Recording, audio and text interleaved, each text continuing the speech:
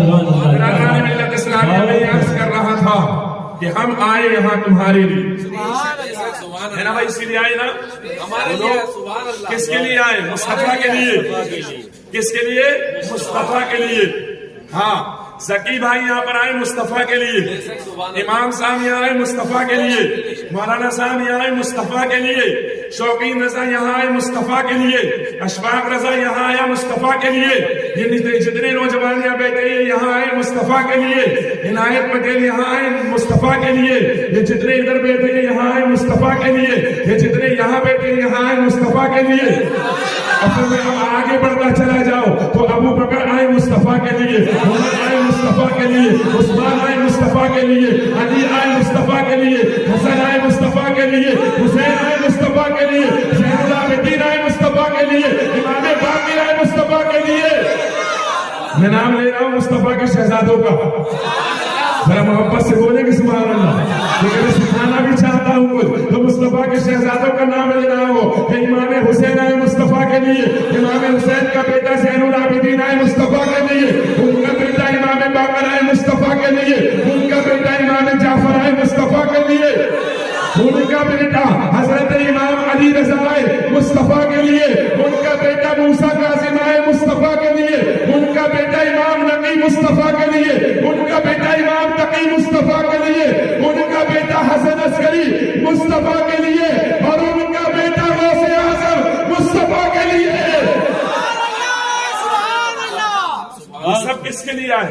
مصطفیٰ کے لیے. سب مصطفیٰ کے لیے. چاند بنا مصطفیٰ کے لیے، ستارے بنے مصطفیٰ کے لیے، آسمان بنا مصطفیٰ کے لیے. حضرات میں عرض کرنا چاہوں گا یار ذرا غور تو کر اے انسان. کل بھی میں نے جگہ تقریر میں کہا کہ جب اللہ تبارک و تعالیٰ سے انسان نے اللہ تبارک و تعالیٰ کی بارگاہ میں عرض کیا، ایک اللہ کے ولی نے، ایک بزرگ نے، اے اللہ تو نے میرے لیے کیا بنایا؟ تو اللہ کی طرف سے اس ولی کو جواب آیا، اے میرے بندے میں نے تیرے لیے زمین بنائی ہے، میں نے تیرے لیے آسمان بنایا ہے، میں نے تیرے لیے چاند بنایا ہے، میں نے تیرے لیے سورج بنایا ہے، میں نے تیرے لیے جو ستارے بنائے ہیں، میں نے تیرے لیے دریا بنائے ہیں، میں نے تیرے لیے ندیاں بنائی ہیں، میں نے تیرے لیے پہاڑ بنائے ہیں، میں نے تیرے لیے سمندر بنائے ہیں. تو وہ اللہ والے نے کہا اے اللہ تو تو نے مجھے کیوں بنایا ہے؟ تو کہا میں نے تیرے لیے یہ سب بنایا ہے اور تجھے میرے لیے بنایا ہے. حضرات میں عرض کرنا چاہوں گا اللہ نے ہمیں کس لیے بنایا؟ کس لیے بنایا؟ اس لیے کہ آپ اللہ کی عبادت کریں. اور راستے پر جیسے حضرت کہہ رہے تھے یا ایھا الذین آمنوا اتقوا اللہ، سبحان اللہ، اے ایمان والو اللہ سے ڈرو، کہہ رہے تھے نا. ہاں تو اسی کو میں کہوں کہ اہدنا الصراط المستقیم. محبت سے ذرا، محبت سے ذرا. ہاں اہدنا الصراط المستقیم سب کو یاد ہوگا. نماز سب پڑھتے ہوں گے جمعہ کی، ہے نا؟ نماز سب پڑھتے ہوں گے نا جمعہ کی. تو جمعہ میں امام صاحب جب پڑھتے ہیں اہدنا الصراط المستقیم تو سب کو یاد ہوگا، بچے بچے کو یاد ہوگا کیا مطلب ہوا، کیا معنی ہوا. تو معنی یہ ہے اے اللہ ہمیں سیدھا راستہ چلا، سیدھا راستہ چلا. کیا معنی ہوا؟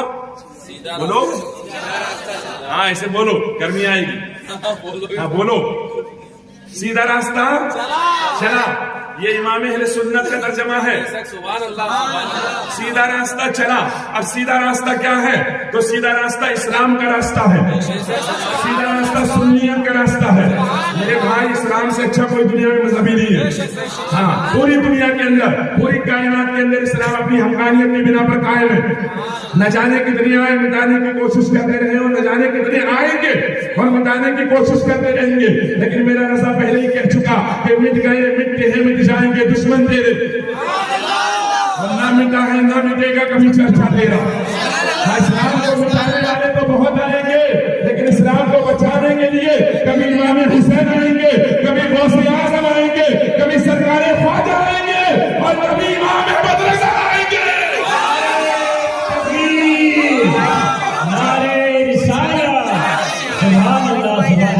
اسلام کو مٹانے کی کوشش کرنا اور ہے. مسلمان مٹ سکتا ہے، اسلام نہیں مٹ سکتا. مسلمان مٹ سکتا ہے، اسلام نہیں مٹ سکتا. تو کسی جگہ پر کوشش کر کے ساری دنیا کے مسلمان वो मेरा रब उन लोगों को जो दिन रात अल्लाह के अलावा दूसरों की पूजा करते हैं, उनके दिलों में इस्लाम की रोशनी पैदा करेगा और उन सबसे इस्लाम का काम लेता हुआ नजर आएगा। हाँ, इस्लाम मिटने वाला नहीं है। तो जो इस फिक्र में है कि मिटा दे, वो सोच ले इस बात को। हाँ, जितने नंद हो, चंद हो और बंद हो, सबको बोल रहा हूं कि सोच लो, मिटने वाला नहीं है। हाँ, अगर मिटना होता तो 313 के टाइम मिट चुका होता। तादाद पर इस्लाम कभी रहा ही नहीं, तादाद पर तो इस्लाम कभी रहा ही नहीं। जब उधर 1000 थे तो 313 थे, तादाद पर इस्लाम कभी रहा ही नहीं। जब उधर 10,000 थे तो यहाँ सिर्फ 3,000 थे जंग ओहद में, तादाद पर इस्लाम कभी रहा नहीं। जब जंग यरमूक के अंदर वो 3 लाख थे, 3 लाख थे तो इधर सिर्फ 30,000 थे मुसलमान, लेकिन तादाद पर इस्लाम कभी नहीं रहा। अरे जंग करबला में 72 थे और उधर 22,000 थे, लेकिन फिर भी इस्लाम जिंदा रहा है। तो इस्लाम को मिटाना मुश्किल है, इसलिए कोई अपने दिमाग से निकाल दे कि इस्लाम मिटेगा, क्योंकि अच्छाई कभी नहीं मिटती, अच्छाई कभी भी नहीं मिटती। इस बात को ज़हन नशीन कर ले, अच्छाई कभी नहीं मिटती, बुराई मिटती है, अच्छाई नहीं मिटती। और इस्लाम तो अच्छा है, इस्लाम अच्छा है, उसकी कौन सी बात खराब है? सारी बातें अच्छी है। हाँ, बस इतना है कि समझने वाले के समझ में अगर कोई बात ना आए तो बहरहाल ये उसकी गलती है। तो बहरहाल हज़रात, अगर किसी को कोई एतराज है तो वो उलमाए अहले सुन्नत की बारगाह में ज़ानुए अदब तह करे और पूछे कि इस्लाम क्या है। इंशाअल्लाह तबारक व तआला बेहतरीन जवाब दिया जाएगा और तसल्ली बख्श जवाब दिया जाएगा। क्योंकि इस्लाम ये नहीं कहता कि लोगों को मारना शुरू कर दो, इस्लाम ये नहीं कहता कि लोगों को काटना शुरू कर दो, इस्लाम ये नहीं कहता कि लोगों को घरों से निकालना शुरू कर दो, बल्कि इस्लाम कहता है तो ये कहता है कि मोहब्बतों का पैगाम पहुंचाओ, क्योंकि मेरे आका ने मोहब्बत का पैगाम पहुंचाया। राज़ान मिल्लत इस्लामिया तो अर्ज ये कर रहा था, इहदिना सिरातल मुस्तकीम, है ना, यही बोल रहा था मैं, इहदिना सिरातल मुस्तकीम, अल्लाह हमें सीधा रास्ता चला, क्या चला। इस्लाम के लिबास में कुछ भेड़िए हैं, हाँ, जिनके सर पर इमामा भी होता है, उटंगा पजामा भी होता है, हाँ, उनके दाढ़ी भी होती है, लिबास भी इस्लामी होता है, पीतमपुर में रहते हैं। पहचान लिया? हाँ, पीतमपुर में रहते हैं, कभी कभी भोपाल चले जाते हैं। हाँ, ये डरता नहीं अल्हम्दुलिल्लाह, किसी के बात में हिम्मत हो आए बात करें, कोई दिक्कत नहीं, कोई दिक्कत नहीं है, आए जिसकी हिम्मत हो, और चित्रों को लाना हो दोनों को लेकर आए, कोई दिक्कत नहीं है, बात करने के लिए तैयार है। लड़ाई नहीं करते, लड़ाई नहीं करते, लड़ाई नहीं करते, झगड़े नहीं करते। लड़ाई करने से अपनी कौम को भी रोकते हैं कि नहीं लड़ना है, नहीं झगड़ना है, ना लड़ाई करना है, ना झगड़े करना है, सिर्फ बात करना है। हमारी जबान ही अल्लाह पाक ने वो बनाई है, हाँ, जबान का असर होता है। बहरहाल मैं आपसे ये कर रहा था कि इहदिना सिरातल मुस्तकीम, सीधे रास्ते पर चला, सीधे रास्ते पर चला। हाँ, मैं मुरीद हूँ हुजूर सुल्तानुल उलमा का, मैं शागिर्द हूँ हुजूर सुल्तानुल उलमा का। हाँ, मेरे पीर ने मुझसे कहा कि जब हक पर रहना तो डट जाना, और ऐसे डटना कि पहाड़ गिर जाए तुझ पर तो तुम पिस जाना, लेकिन हटना मत, जीतते ही होगी, हाथ पार भी होगी। तो अपनी जगह से हटा है। तो राज़ान मिल्लत इस्लामिया अर्ज ये कर रहा था कि इहदिना सिरातल मुस्तकीम। अच्छा, आप लोग बैठे हैं, मैं आपसे पूछ रहा हूं कि बताएं सीधा रास्ता कौन सा रास्ता? बताओ। इस्लाम है, आप भी बताया मैंने थोड़ी देर पहले, तो आपने देख लिया इस्लाम को, देखा ना, तभी तो कबूल किया। अब दुआ क्या मांगेंगे देखने के बाद? सीधे रास्ते पे चला, यही दुआ मांगेंगे ना। मिसाल के तौर पर हम अभी आ रहे थे धन्नर की सरजमीन पर, तो एक गलत रास्ते पर हम आ गए, और जब गलत रास्ते पर आए तो चूंकि हमने वो रास्ता देखा नहीं था जो सही रास्ता था, तो इसलिए हमने दुआ की, अल्लाह ने सीधा रास्ता दिखा। मोहब्बत से बोलो जरा। हमने देखा नहीं था इसलिए हमने दुआ की, अल्लाह हमें सीधा रास्ता दिखा, है ना, यही दुआ थी हमारी। और जब वो रास्ता हमने देख लिया, इनायत पटेल वहां लेने के लिए, कुछ नौजवान वहां लेने के लिए पहुंच गए, हमें सामने नजर आ गए, तो जब वो चलने लगे तो फिर हमने दुआ की, अल्लाह हमें सीधा रास्ता चला। जब तक देखा नहीं था तब तक क्या कहा, दिखा। जब देख लिया तो क्या कहा, चला। तो सुन्नियों ने सीधा रास्ता देख लिया, सुन्नियों ने सीधा रास्ता देख लिया, इसीलिए उनका इमाम बरेली से कहता है, हे अल्लाह में सीधा रास्ता चला। पीतमपुर वालों ने सीधा रास्ता देखा ही नहीं, इसलिए उनके मुल्ला अपने तर्जमे में लिखते हैं, अल्लाह में सीधा रास्ता दिखा। तो इसलिए मैं कहता हूं, अब अगर देखना है तो अशफाक अहमद रजा दिखाना चाहता है, तू आ, फिर कहना है अल्लाह में चला।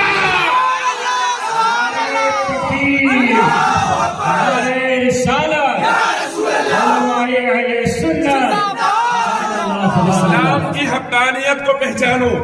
इस्लाम अपने आप में शानदार, जानदार और ऐसा जबरदस्त दरख्त है कि कोई अगर उसकी एक जरा सी पत्ती भी उखाड़ना चाहे तो खुदा की कसम कहीं से एक अल्लाह वाला निकलेगा और एक चांटा मार कर कहेगा, है कि यहाँ से। हाँ, इस्लाम को उखाड़ना मुश्किल है, नामुमकिन है। कुरान फरमाता है, वलौ करिहल कुफरिकू वलौ करिहल काफिरून। हाँ, कुरान कहता है, वल्लाहु मुतिम्मु नूरिही वलौ करिहल काफिरून। हाँ, कुरान कहता है ये अपनी फूंकों से बुझाना चाहते उस नूर को जो अल्लाह ने अता फरमाया है। हाँ, तो बुझाने की कोशिश करने वालों, फूंकों से ये चिराग बुझाया न जाएगा।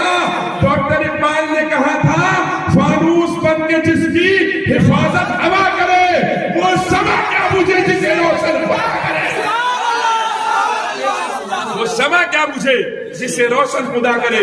तो बिरादरान मिल्लत इस्लामिया, ये वो शमा है जिसको रोशन अबू बकर ने किया है, ये वो शमा है जिसको रोशन उमर ने किया है, ये वो शमा है जिसको रोशन उस्मान ने किया है, ये वो शमा है जिसको रोशन अली मुर्तजा ने किया है, ये वो शमा है जिसको रोशन इमाम हसन ने किया है, ये वो शमा है जिसको रोशन अमीर मुआविया ने किया है, ये वो शमा है जिसको रोशन इमाम हुसैन ने किया है, ये वो शमा है जिसको रोशन बगदाद के दूल्हा ने किया है। और आज हम उसी का जश्न मनाने बैठे हैं। कन्नड़ वालों बड़े खुश नसीब हो यार, हाँ, बड़े खुश नसीब हो। हकीकत कह रहा हूँ, 1 महीने में दूसरी मर्तबा हाजिर हो गया, वरना मिलता नहीं हूँ मैं, मिलता नहीं हूँ, मिलता नहीं हूँ, लेकिन अल्लाह का शुक्र है 1 महीने में दूसरी मर्तबा मिल गया। मेरे बॉस ने मुझसे कहा, शाह वो धन्नड़ वाले बड़ी मोहब्बत करते हैं मुझसे, जा वहां पर। तो मैं आ गया उनके कहने पर, क्योंकि मैं तो उन्हीं के कहने पर आता हूँ। मैं अपनी मर्जी से नहीं आता, बल्कि अपनी मर्जी से दुनिया का कोई बंदा नहीं आ सकता। अपनी मर्जी से तो जो सामने बैठे हुए यहाँ नहीं आ सकते, आ सकते बोलो, नहीं आ सकते। वो जो सामने बैठे अपनी मर्जी से यहाँ नहीं आ सकते, लेकिन मेरा बॉस वहां से अगर इशारा कर दे और वो बॉस के चाहने वाले हैं तो इंशाअल्लाह तबारक व तआला दौड़ते हुए आ भी सकते हैं। उधर आग जलाकर बैठे हैं, उनसे कहूंगा दुनिया की आग मत जला, अगर जलाना है तो इसके मुस्तफा की आग जला। मेरे आका आला हजरत फरमाते हैं, अल्लाह अकबर। मेरे सरकार आला हजरत इमाम अहले सुन्नत कुछ यूं फरमाते हुए नजर आते हैं, आग के ताल्लुक से ए इश्क तेरे सजदे चलने से छूटे सस्ते। अरे वो आग लगाई है जो आग बुझा देगी। तो इतना जरूर कहूंगा भाई, ये महफिल में आना हर किसी के बस की बात नहीं है यार। मैं किसी पर तंज नहीं कर रहा हूँ, खुदा की कसम नहीं आ सकता, खुदा की कसम नहीं आ सकता। हाँ, खुदा की कसम। किसी ने कहा महबूब की महफिल को महबूब सजा दे। آتے ہیں وہی جن کو سرکار بلاتے ہیں. سرکار کی سنا خوانی درست عبادت ہے. ہم نعت کی صورت میں قرآن سناتے ہیں, ہم نعت کی صورت میں قرآن سناتے ہیں, اور وہ لوگ خدا شاہد, وہ لوگ خدا شاہد. دیکھو بچیاں بیٹھی ہوئی ہے, سرکار غوث پاک نے ان کو بھی بلا لیا, اور ابھی بڑی باتیں کر رہی تھی لیکن ابھی بالکل خاموش ہو کر سن رہی ہے. سرکار غوث اعظم نے فرمایا کہ میرا اشفاق سنا رہا ہے, تھوڑا تھوڑا سن لو. ملت اسلامیہ میں یہ عرض کر رہا تھا کہ ہم نعت کی صورت میں قرآن سناتے ہیں, وہ لوگ خدا شاہد, وہ لوگ خدا شاہد, شاہد کا معنی گواہ ہوتا ہے, وہ لوگ خدا شاہد قسمت کے سکندر ہیں جو سرور عالم کا میلاد مناتے ہیں, اور جن کا بھری دنیا میں کوئی بھی نہیں والی ان کو بھی میرے آقا سینے سے لگاتے ہیں, میرے آقا سینے سے لگاتے ہیں. وہ دھنڑ والوں بڑی خوش نصیبی ہے حضور کا ذکر سن رہے ہو, بڑی خوش نصیبی ہے غوث پاک کا ذکر سن رہے ہو. یار میں کہتا ہوں واقعی یہ کوئی کم بات نہیں ہے یار. اب تھوڑی دیر کے لیے آپ سوچیں, میرے گھر پر کوئی پروگرام ہے, میں نے حضرت کو دعوت دی, میری کوئی اوقات نہیں لیکن بتا رہا ہوں ایسی مثال دے کر. چلیے اوپر چلتے ہیں, کہیں اعلیٰ حضرت کے گھر پر دعوت, اور اعلیٰ حضرت نے حضرت کو دعوت دی, حضرت بڑے خوش ہو کر کے شاندار لباس پہن کر جائیں گے, نہیں بھائی اعلیٰ حضرت کے یہاں کی دعوت ہے, جائیں گے کہ نہیں جائیں گے بولو, ہاں بڑے خوش ہو کر جائیں گے کہ نہیں بھائی اعلیٰ حضرت کے یہاں کی دعوت ہے. دھنڑ والوں تم کو تو یہاں خوش ہو کر آنا چاہیے تھا, جس کے قدموں کی دھوبن کے تعلق سے امام کہتے ہوئے نظر آتے ہیں, بلکہ ان کے در کے تعلق سے کہتے ہیں کہ اس سے در, در سے سب, اور سب سے مجھ کو نسبت. وہ غوث پاک رضی اللہ عنہ نے تم کو دعوت دی ہے, دعوت دی ہے کہ یہاں اور میرا ذکر سنو. انہوں نے بلایا یار, انہوں نے بلایا ہے. کسی کی طاقت ہے کوئی آ جائے, ہے کوئی کسی کی طاقت؟ سرکار نے بلایا ہے. سچی بھائی کی کوئی طاقت ہے کسی کو بلانے کی؟ یہ خود نہیں آ سکتے, یہ تو غوث پاک بلاتے تو بندہ آتا ہے, کوئی نہیں بلا سکتا کسی کو. غوث پاک فرماتے ہیں میرے مریدوں کا یہ دلوں پر میرا قبضہ ہے, میرے مریدوں کے دلوں پر میرا قبضہ ہے. جس کو جدھر چاہتا ہوں پھیر دیتا ہوں, جس کو جدھر چاہتا ہوں پھیر دیتا ہوں. ارے یار سرکار امام اہل سنت نے فرمایا نا کہ تو جو چاہے تو آتا ہوا الٹا پھر جائے, تو جو چاہے تو آتا ہوا الٹا پھر جائے. دلوں پر قبضہ ہے میرے آقا غوث اعظم کا, دلوں پر قبضہ ہے. ایک واقعہ ذہن میں آ گیا, جمعہ کا دن تھا اور غوث پاک کو ایسے کسی کو بلانا بھی نہیں پڑتا تھا. غوث پاک فرماتے جب میں نے شروع میں تقریر شروع کی تو میرا منبر جامع مسجد کے, میری خانقاہ میں لگا. کچھ دن میں خانقاہ میں بیٹھ کر کے ذکر کرتا رہا, پھر لوگوں کی تعداد بڑھ گئی تو میرا منبر اٹھا کر کے جامع مسجد میں رکھ دیا گیا. پھر لوگوں کی تعداد وہاں بھی بہت بڑھ گئی تو میرے منبر کو اٹھا کر ایک وادی یعنی جنگل میں رکھ دیا گیا. پھر لوگوں کی تعداد وہاں پر بھی بڑھ گئی. سبحان اللہ. کتنی بڑی معلوم ہے, 70 سے 80 ہزار کا مجمع ہر وقت رہتا تھا.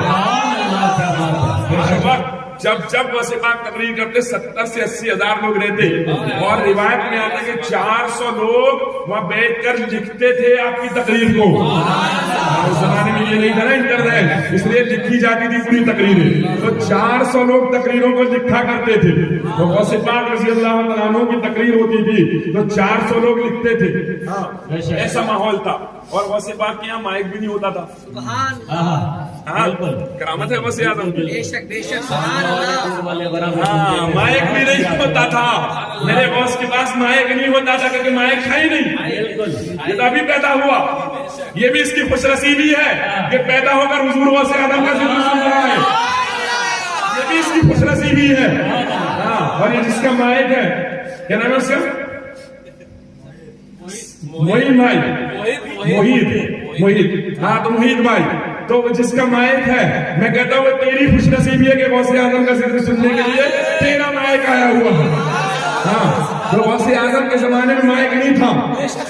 حالانکہ میں ایک بات بولا ہوں, آپ نے کہہ دیا سبحان اللہ, غور کیا کریں باتوں پر. میں نے کہا غوث اعظم کے زمانے میں مائک نہیں تھا, تو یہ کیا کس کا زمانہ ہے؟ یہ بھی تو انہی کا زمانہ ہے. تو پھر آپ نے سبحان اللہ کہنے سے پہلے سوچنا چاہیے تھا کہ بول کیا رہے. ہاں یہ بھی انہی کا زمانہ ہے نا, انہی کا ہے نا. ہاں یہ بھی انہی کا زمانہ ہے اور یہ بھی انہی کا زمانہ ہے, قیامت تک انہی کا زمانہ ہے, کیونکہ یہ سب ان کے باپ کا ہے. ہاں تو غوث پاک رضی اللہ تعالیٰ عنہ کا ظاہری زمانہ تھا. اب ماحول اس طرح کا تھا کہ مائک نہیں تھا اور 70,000 لوگ تقریر سنتے, اور کنڈیشن یہ ہوتی تھی کہ پہلے والا جیسے آواز سنتا آخر والے کو بھی ویسے ہی آواز جاتی تھی. آواز میں فرق نہیں آتا تھا, اس طرح سنتا تھا کہ پہلے والا جس طرح سنتا آخر والا بھی ایسے ہی سنتا, اسی انداز میں آخر والا بھی سنتا. تو برادران ملت اسلامیہ بتاؤ کتنے چاہنے والے ہوں گے, ہے نا, بے شمار ہوں گے. تو سرکار وسیقہ گھر سے نکلتے تو لوگ ٹوٹ پڑتے, کوئی ہاتھ چوم رہا ہے, کوئی جبہ چوم رہا ہے, کوئی ادھر چوم رہا ہے, کوئی ادھر چوم رہا. تو ایک دن سرکار وسیقہ رضی اللہ عنہ گھر سے نکلے اور ان کے مرید ان کے ساتھ تھے. ایک مرید, بس ایک مرید ساتھ میں تھے. وہ چل رہے تھے, جمعہ کا دن تھا اور سرکار وسیقہ جامع مسجد جا رہے تھے نماز کے لیے اور جمعہ کا دن تھا. مرید ساتھ میں تھے, وہ مرید چل رہے تھے ساتھ میں. تو مرید دل میں سوچتے ہیں آج کیا بات ہے, کوئی میرے غوث کے پاس آ ہی نہیں رہا, کوئی ہاتھ نہیں چوم رہا, کوئی پیر نہیں چوم رہا, کوئی بھی نہیں آ رہا. بس اتنا انہوں نے دل میں سوچا اور اچانک لوگ جو اپنے کاموں میں مشغول تھے کام چھوڑ بھاگتے ہوئے, کوئی ادھر سے دوڑ رہا ہے, کوئی ادھر سے دوڑ رہا ہے, کوئی ادھر سے دوڑ رہا ہے, اور آ کر کے ہاتھ پیر چومنے لگے اور دھکا مارتے مارتے مارتے مارتے جو مرید تھے ان کو بہت دور کر دیا. مرید بہت دور ہو گئے. تو مرید پھر دل میں سوچتے ہیں اس سے تو وہی اچھا تھا, کم سے کم میں قریب تو تھا. تو سرکار غوث پاک نے مسکرا کر ان کی طرف دیکھا اور فرمایا سوچا بھی تو تو نہیں تھا, سوچا بھی تو تو نہیں تھا, تجھے معلوم نہیں کہ ہمارا لوگوں کے دلوں پر قبضہ ہے, جس کو چاہتے ہیں بلاتے ہیں, جس کو چاہتے ہیں بھگاتے ہیں. پاک رضی اللہ تعالیٰ عنہ کا خود کا فرمان ہے, فرمایا جس کو چاہتے بلاتے ہیں, جس کو چاہتے بھگاتے ہیں. میرا حضرات اہل سنت, میں کچھ سوچ کر نہیں آیا تھا, میرے ذہن میں کچھ اور بھی نہیں تھا, بس بولنا شروع کیا ہے. اب بغداد والا جو دے گا میں لیتا چلا جاؤں گا اور بولتا چلا جاؤں گا, کیونکہ ہمیں ملتا ہی بغداد کی سرزمین سے ہے. میرا امام بغداد والوں کی سرزمین کی, بغداد والوں کی بارگاہ میں کچھ اس انداز میں عرض گزار ہوتا ہے, کہتا ہے تو ہے وہ غوث, یہ ہر غوث ہے شیدا تیرا, تو ہے وہ غیث, یہ ہر غیث ہے پیاسا تیرا. اور سارے اقراب جہاں کرتے ہیں کعبے کا طواف, کعبہ کرتا ہے طواف درے بالا تیرا. اور جو ولی قبل تھے یا بعد ہوئے یا ہوں گے سب ادب رکھتے ہیں دل میں میرے آقا تیرا. اور پھر کہتے ہوئے نظر آتے ہیں کہ بقسم کہتے ہیں شہادت شریفین و حریم, ارے کوئی نہ ولی ہوا ہے نہ ہوگا کوئی حمدہ تیرا. اور برادران ملت اسلامیہ پھر یوں کہتے ہوئے نظر آتے ہیں اللہ اکبر کہ تجھ سے در اور در سے سخت اور سخت سے ہے مجھ کو نسبت, میری گردن میں بھی ہے دور کا ڈورا تیرا. اور پھر کہتے ہیں اس نشانی کے جو سخت ہے نہیں مارے جاتے, حشر تک میرے گلے میں رہے پٹا تیرا. دوست کا دامن نہیں چھوڑیں گے, خواجہ کا دامن نہیں چھوڑیں گے, دوست کا دامن نہیں چھوڑیں گے, خواجہ کا دامن نہیں چھوڑیں گے, حشر تک میرے گلے میں رہے. میں سوچنے لگا کہ یا غوث حشر تک کیوں؟ میرے امام کی روحانیت جواب دیتی ہے. میں نے پوچھا امام احمد رضا آپ یوں بھی تو کہہ سکتے تھے کہ قبر تک میرے گلے میں رہے پٹا تیرا, لیکن حشر تک ہی کیوں؟ تو میرا امام کہتا ہے اشفاق احمد رضا حشر کے میدان میں جہنم کے فرشتے پکڑ پکڑ کر لوگوں کو جہنم میں ڈالیں گے, جس طرح میونسپلٹی والے بغیر پٹے والے کتوں کو اپنی گاڑی میں ڈالتے ہیں, ایسے ہی بغیر پٹے والوں کو جہنم میں ڈالا جائے گا. لیکن ہمارے گلے میں پٹا ہے تو فرشتے کہیں گے ارے چھوڑو اسے, یہ غوث اعظم کا کتا ہے.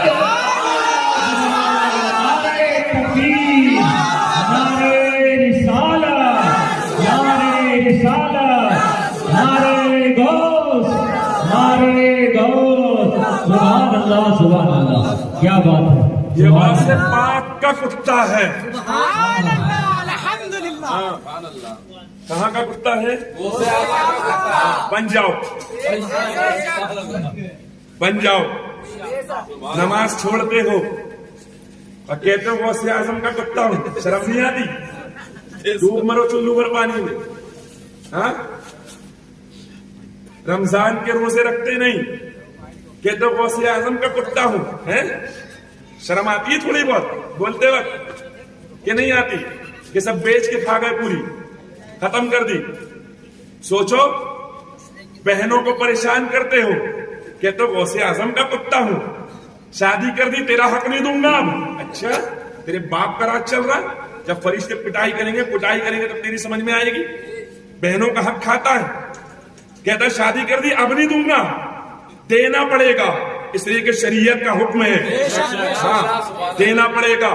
وہابی کے ہاتھ کا ذبیحہ تھڑلے سے دے رہا ہے، ادھر بھی ٹھوس ادھر بھی ٹھوس ادھر بھی ٹھوس. اور پھر کہتا ہے غوث اعظم کا کتا ہوں. شرم نہیں آتی؟ تھوڑی بھی حیا نہیں آتی؟ باقی نہیں ہے کچھ بھی.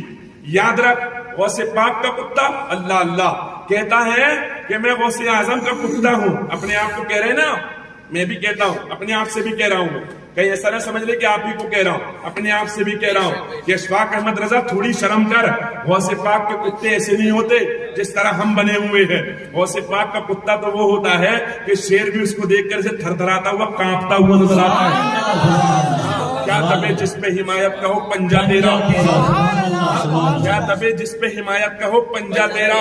شیر کو خطرے میں لانا نہیں، کتا تیرا. اور میری بہنیں اللہ اکبر، ان کا تو معاملہ ہی الگ ہے. نہ نماز کی، نہ روزے کی، نہ کوئی اور چیز کی. اور ابھی حضرت نے جیسے کہا، حالانکہ میں اس انداز میں نہیں بول پاتا ہوں، لیکن میں اتنا ضرور کہوں گا کہ اگر دعوت آ جائے تو تیاری کرنے میں 4 گھنٹے لگائے تو بھی صحیح ہے اور پورا ٹائم مل رہا ہے. لیکن اگر امام صاحب مسجد سے اعلان کر دے کہ نمازوں کی پابندی کرو تو پابندی کرتے ہوئے شرم آتی ہے اور ڈر لگتا ہے اور پتہ نہیں کیا کیا ہوتا ہے. کوئی کہتی میرے ہاتھ بہت دکھ رہے ہیں، کوئی کہتی میرے پیر بہت دکھ رہے ہیں. کسی کا حال یہ ہوتا ہے کہ امام صاحب پڑھتی تو ہوں، جیسے ہی پڑھنا شروع کرتی ہوں نا تو بواسیاں آنا شروع ہو جاتی. میں نے کہا شیطان گھس جاتا ہے، نکال اس کو باہر، زیادہ پڑھنا شروع کر. برادران ملت اسلامیہ ادھر پڑھنا شروع کیا، ادھر پریشان ہونا شروع ہو گئی. اس لیے پریشان نہیں ہوتے، نماز پریشان نہیں کرتی، نماز پریشانیوں کو دور کرتی ہوئی نظر آتی ہے. پاک رضی اللہ تعالیٰ عنہ کی بات کرنے والوں، میں اپنی ماں بہنوں سے کہنا چاہوں گا، فاطمہ ام الخیر کے نقش قدم پر چل. ان کی ماں کا نام تھا فاطمہ اور ام الخیر. کیا نام تھا؟ فاطمہ بولو، فاطمہ ام الخیر. میں ایک شخص سے ملا، میں نے اس سے کہا نماز کیوں نہیں پڑھتے؟ بولے کس لیے پڑھوں؟ میں نے کہا ثواب ملے گا. کہ میرے بیٹے کا نام ثواب ہے. حقیقی بات بتا رہا ہوں، غلط نہیں، حقیقی بات جو میں اپنے دیکھا ہوں. میں کہ میرے بیٹے کا نام ثواب ہے. میں نے کہا نیکی ملے گی؟ کہ میری بیٹی کا نام رکھا.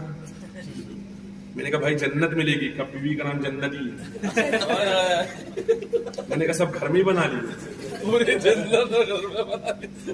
کہنے لگا ہاں. میں نے کہا پڑھتے کیوں نہیں ہو؟ اب میں نے مین وجہ پوچھی، مین بات. کہنے لگا ہم شاہ. یہ حقیقی بات بتا رہا ہوں، سننا سنیں بہت غور سے، اللہ پاک رحم فرمائے. کہنے لگا ہم شاہ. تو میں نے کہا کہ شاہ ہوں تو مطلب؟ تو کہا شاہ پر نماز معاف ہوتی ہے. بولو معاذ اللہ، بولو معاذ اللہ. کیا کہا؟ شاہ پر نماز معاف ہوتی ہے.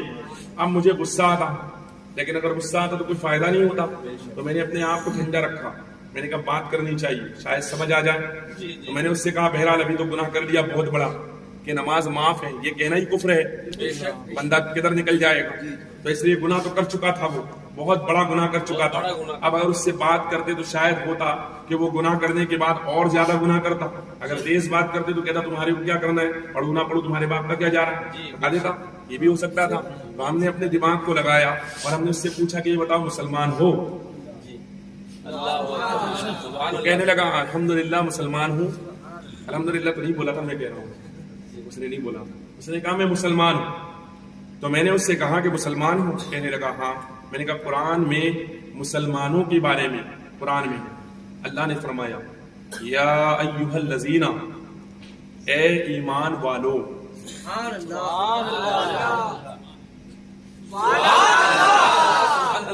نے بولا یا ایھا الذین، ارے یار ہمارے بچوں کا حال یہ ہے، کوئی تھینک یو بولتا ہے، کوئی گڈ نائٹ بولتا ہے، کوئی گڈ ڈے بولتا ہے، یہ سب یاد ہے ہمیں، سب یاد ہے۔ آج تو حد ہو گئی، مدرسہ میں گیا، ہمارے حافظ صاحب مدرسہ پڑھا رہے تھے، میں پہنچا وہاں، پڑھاتا نہیں ہوں، ٹائم نہیں مل پاتا، تو میں جب پہنچا وہاں پر تو حافظ صاحب مدرسہ پڑھا رہے تھے، تو بچے کھڑے ہوئے، کہا السلام علیکم، میں نے کہا وعلیکم السلام ورحمۃ اللہ، میں نے کہا بیٹھ جاؤ بیٹا، تو کہنے لگے تھینک یو، اللہ اکبر، مدرسہ میں۔ تو میں واپس ہوا، میں نے کہا حافظ صاحب کیا سکھا رہے ہیں؟ تھینک یو بولنا منع نہیں ہے، بالکل بول سکتے ہیں، میں اس سے انکار نہیں کرتا، لیکن میں نے کہا کیا سکھا رہے ہیں، مدرسہ میں یہ بچے؟ تو حافظ صاحب حیران ہو گئے، مسکرانے لگے۔ میں نے بچوں سے کہا اب اگر کوئی کہے تم سے کوئی بات کہ بیٹھ جاؤ تو ایسے نہیں کہنا تھینک یو، پھر بولے کیا کہنا؟ تو میں نے کہا جزاک اللہ، جزاک اللہ، سبحان اللہ، کیا کہنا؟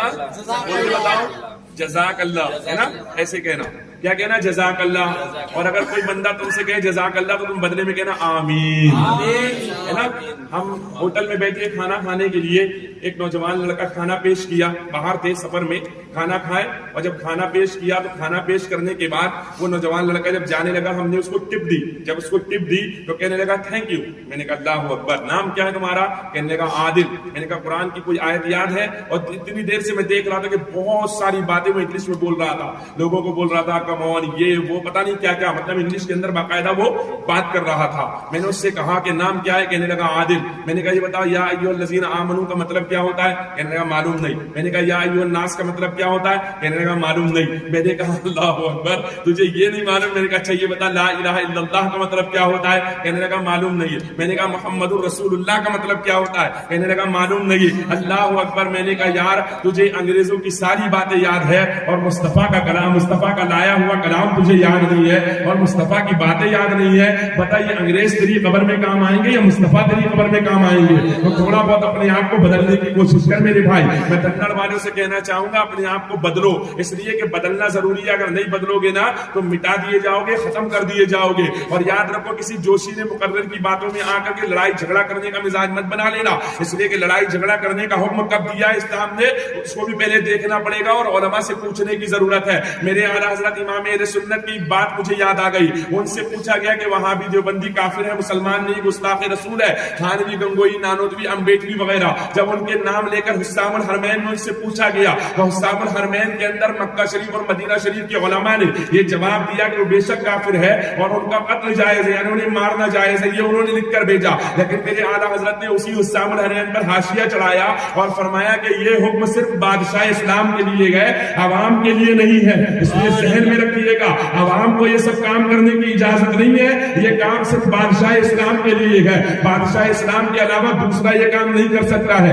اگر کرے گا تو گنہگار ہوگا اور اس کے سزا دی جائے گی۔ یہ امام اہل سنت کا فتویٰ ہے، اس لیے کسی بھی عالم کے دربار سے جڑو یا کسی بھی عالم کے دامن سے جڑو تو پہلے یہ دیکھ لو کہ وہ امام اہل سنت کا ہے کہ نہیں ہے، کیونکہ اس دور کے اندر میں کہتا ہوں کہ امام اہل سنت کو پکڑ کر چلو گے تو امام تمہیں غوث تک بھی پہنچائیں گے، خواجہ تک بھی پہنچائیں گے، لیکن اگر امام اہل سنت کو تم نے چھوڑا تو تباہ و برباد ہو جاؤ گے۔ اور کسی نے مجھ سے پوچھا تھا کہ بار بار اعلیٰ حضرت اعلیٰ حضرت اعلیٰ حضرت اعلیٰ حضرت کا نام کیوں لیتے ہو؟ تو میں نے اس سے کہا تھا کیونکہ میرے رضا نے اپنا مسلک بیان نہیں کیا ہے بلکہ اس نے وہی مسلک پیش کیا ہے جو مسلک بزرگوں کا ہے، اور بڑی شان سے کہتا ہوا نظر آتا ہے کہ لہر میں عشق کے روح شہ کا داغ لے کے چلے، اندھیری رات سنی ہوئی چراغ لے کے چلے، تیرے غلاموں کا نقش قدم ہے راہ خدا، وہ کیا بہک سکے جو یہ سراغ لے کے چلے۔ نعرہ تکبیر، نعرہ رسالت، عشق و محبت، عشق و محبت، عشق و محبت، عشق و محبت۔ کے ماننے والوں سے، خواجہ غریب نواز کے ماننے والوں سے کہوں گا یہ لڑائی نہیں، جھگڑا نہیں، فساد نہیں، ہم فسادی نہیں ہیں، ہم فساد پھیلانے والے لوگ نہیں ہیں، ہم فساد کو مٹانے والے لوگ ہیں، ہم فساد پھیلانے والے لوگ نہیں، فساد نہیں، لڑائی نہیں، جھگڑا نہیں۔